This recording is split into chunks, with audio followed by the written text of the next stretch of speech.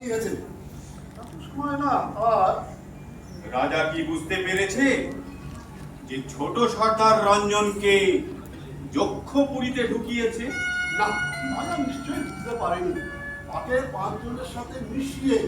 তবে হ্যাঁ, রাজাকে না তবে ঠকানোটাকে আমি ঠিক কর্তব্য বলে মনে করি না। মেজ সর্দার, রাজার প্রতি কর্তব্যের অনুরোধে রাজাকে যেমন ঠকাতে হয় তেমনি ঠেকাতেও হয়।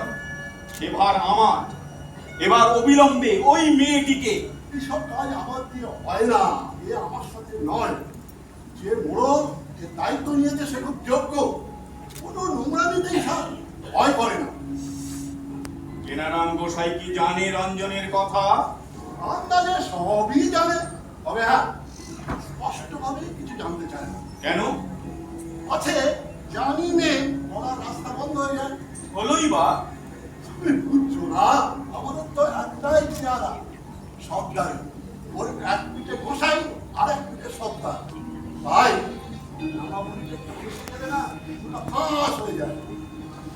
সেই জন্যে সবটাই ধর্মটা নিজের অবচরে পালন করতে হয়, তাহলে আর নামজপের ক্ষেত্রে কিছু পারে না। নাম জপটা না হয় ছেড়েই দিত। কিন্তু ওই যে মনের দিক দিয়ে ধর্ম বেরো সত্যটা যাই হোক, ভাই স্পষ্টভাবে নাম যাও আর স্পষ্টভাবে সবটাই করতে পারলে সুস্থ থাকে।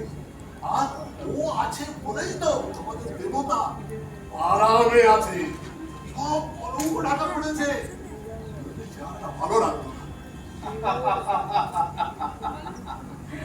মেজ সর্দার, তোমার দেখছি রক্তের সঙ্গে সর্দারি রক্তের মিল হয়নি। এই রক্ত শুকিয়ে গেলেই বাড়াই থাকবে না।